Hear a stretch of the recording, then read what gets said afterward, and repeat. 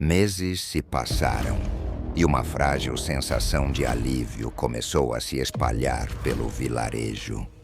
As pessoas tentavam convencer a si mesmas de que o mal havia sido extinto junto com as chamas que consumiram a cabana e Dona Úrsula.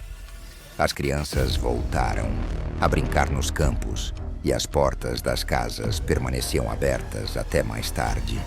No entanto, aquela falsa tranquilidade logo seria abalada por eventos ainda mais perturbadores. Nas noites de lua cheia, quando a floresta parecia mergulhada em uma quietude sobrenatural, o vento trazia consigo risos distantes, ecoando como sussurros zombeteiros que faziam os pelos dos braços se arrepiarem. Esses sons eram inconfundíveis. Não eram risos humanos, mas algo frio e desumano, como se viessem de bocas que há muito haviam esquecido o calor da vida.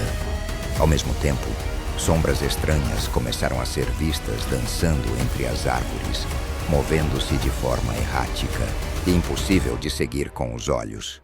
Não eram sombras de animais ou homens, mas formas alongadas e deformadas que pareciam ganhar vida própria sob a luz prateada da lua. Para aumentar ainda mais o terror, os animais da floresta começaram a morrer misteriosamente. Corpos sem vida de lobos, corças e pássaros eram encontrados pelos camponeses, sempre com uma característica peculiar. Estavam completamente exangues, como se todo o seu sangue tivesse sido drenado por mãos invisíveis. Nenhum ferimento visível, nenhuma marca que explicasse a causa da morte. Apenas olhos vidrados e uma palidez cadavérica que fazia os mais supersticiosos sussurrarem sobre rituais incompletos e pactos que jamais foram quebrados. O medo retornou ao vilarejo, mais profundo e insidioso do que antes.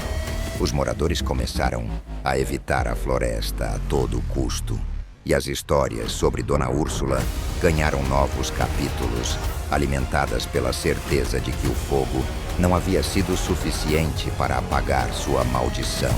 Um a um, os homens e mulheres que haviam incendiado a cabana começaram a sucumbir a destinos terríveis, como se uma força invisível e vingativa estivesse caçando cada um deles. O primeiro foi encontrado enforcado em sua própria casa, com os olhos esbugalhados e uma expressão de puro terror congelada no rosto. Não havia explicação para o que o levara a tal ato, pois era conhecido por sua índole calma e piedosa. Outro adoeceu subitamente, consumido por uma febre negra que nenhum médico conseguia curar. Seu corpo se contorcia em agonia enquanto ele murmurava palavras ininteligíveis, até que finalmente sucumbiu em meio a gritos lancinantes. Desaparecimentos inexplicáveis também assombravam as famílias dos envolvidos. Pessoas saíam para trabalhar nos campos ou buscar lenha e jamais retornavam, deixando apenas pegadas que terminavam abruptamente, como se tivessem sido arrastadas para o além. O medo tomou conta do vilarejo quando alguns juraram ter visto Dona Úrsula rondando as casas à noite. Sua figura sinistra, com o rosto carbonizado e parcialmente derretido, surgia nas sombras, iluminada apenas pelo brilho sobrenatural de seus olhos vermelhos que pareciam perfurar as almas dos vivos. Ela movia-se silenciosamente, como um espectro, observando aqueles que ousaram desafiá-la. Alguns tentaram confrontá-la, mas ao se aproximarem, ela desaparecia como fumaça ao vento, deixando para trás apenas o eco de sua risada cruel. As famílias dos envolvidos viviam em constante aflição, rezando para que o amanhecer trouxesse alguma paz, mas sabendo no fundo que a maldição de Dona Úrsula ainda pairava sobre eles, implacável e insaciável. A cada morte, o número de velas acesas nas janelas aumentava, na vã esperança de que a luz pudesse afastar a escuridão que agora habitava suas vidas. No sótão da igreja, coberto por camadas de poeira e esquecimento. Um velho livro foi descoberto por acaso por um jovem coroinha que buscava enfeites para uma celebração. Encadernado em couro gasto e com símbolos estranhos gravados na capa, o livro parecia pulsar com uma energia sombria, como se estivesse vivo. Ao abri-lo, páginas amareladas revelaram textos escritos à mão, em tinta desbotada, detalhando rituais de necromancia, invocações proibidas e feitiços que despertavam forças além da compreensão humana. O padre da vila, ao tomar conhecimento do achado, sentiu um calafrio percorrer sua espinha. Reconhecendo a origem maligna do livro, ele ordenou que fosse destruído imediatamente. Tentou queimá-lo no pátio da igreja, atirando as páginas nas chamas altas de uma fogueira. Mas estas permaneciam intactas, como se zombassem de seus esforços. As palavras escritas pareciam brilhar sob o fogo, emanando um calor insuportável que obrigou o padre a recuar. Naquela mesma noite, o sacerdote desapareceu sem deixar rastros. A igreja estava trancada por dentro, mas quando os moradores arrombaram a porta ao amanhecer, encontraram apenas manchas de sangue fresco no altar, formando padrões que lembravam os símbolos do próprio livro maldito. Os fiéis rezaram fervorosamente, mas o medo já havia se instalado em seus corações. O livro, agora inexplicavelmente fechado e abandonado sobre o banco da igreja, parecia irradiar uma presença opressiva, como se aguardasse pacientemente pelo próximo tolo que ousasse abrir suas páginas novamente.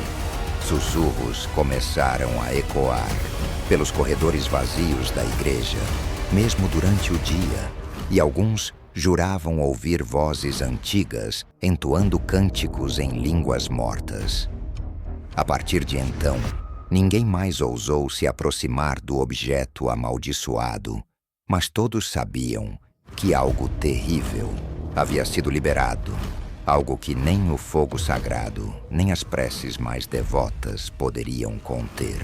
Numa noite de tempestade, quando os céus se rasgavam em relâmpagos e o vento uivava como uma matilha de lobos enfurecidos, algo impossível aconteceu. Entre as árvores retorcidas da Floresta Negra, a cabana surgiu novamente, erguendo-se das sombras como um fantasma que jamais havia partido. Era exatamente como fora descrita nas histórias mais antigas. Inclinada, coberta de musgo e com as janelas escuras como olhos vazios. Parecia intacta, como se as chamas que deveriam tê-la consumido há meses nunca tivessem existido. Alguns moradores, tomados por uma mistura de curiosidade mórbida e desespero, aventuraram-se a se aproximar do lugar amaldiçoado.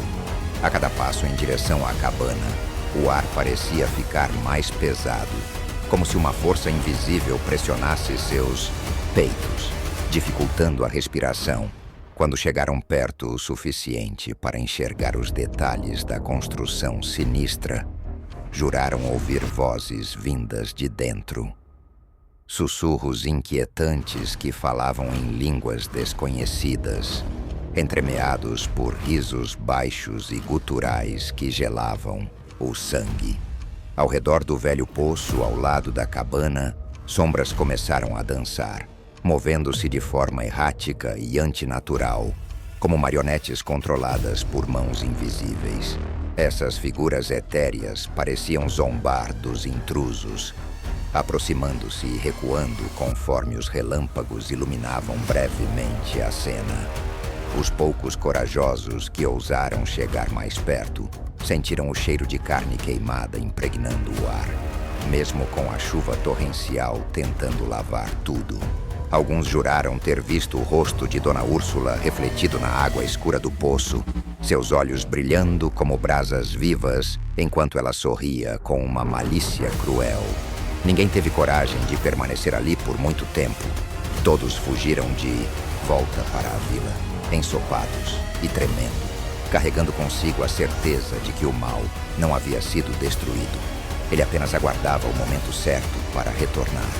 E agora, Com a cabana de volta, parecia que esse momento havia chegado. Agora, as histórias sussurradas entre os moradores da vila carregam um tom ainda mais sombrio e desesperançado. Dizem que quem entra na Floresta Negra durante a lua cheia jamais retorna. Como se a própria escuridão engolisse suas almas, sem deixar vestígios. A cabana novamente erguida entre as árvores como um monumento ao horror, permanece lá, silenciosa e imóvel, mas viva de uma forma inominável. Ela espera, não apenas por curiosos ou desavisados, mas por almas que possam saciar a fome insaciável de Dona Úrsula, cuja presença paira no ar como um véu de morte. Os poucos relatos de sobreviventes, se é que podem ser chamados assim, falam de gritos distantes, cânticos em línguas antigas e risos que ecoam como trovões abafados. Alguns juram ter visto figuras pálidas sendo arrastadas para dentro da cabana, seus olhos vidrados e seus corpos frágeis como bonecos de pano, nas mãos de algo invisível e cruel. A maldição de Dona Úrsula não é apenas uma lembrança do passado. Ela é um ciclo eterno, alimentado pelo sangue dos inocentes, pelas chamas que jamais purificaram seu espírito e pela vingança que queima em sua alma imortal. Seu retorno não foi um acaso, mas um destino traçado pelas forças das trevas que ela serviu em vida. Enquanto o tempo passa e as estações se sucedem, o espírito da feiticeira vaga entre os vivos, invisível para a maioria, mas sempre presente para aqueles que ousam perturbar sua quietude. Ela aguarda pacientemente o momento certo para reclamar o que lhe foi tirado, seja um pedaço de sua essência, seja o preço final que a vila inteira poderá pagar por sua arrogância. E assim, a floresta continua a ser um lugar de medo, onde cada sombra pode esconder sua presença e cada vento pode carregar seu chamado mortal.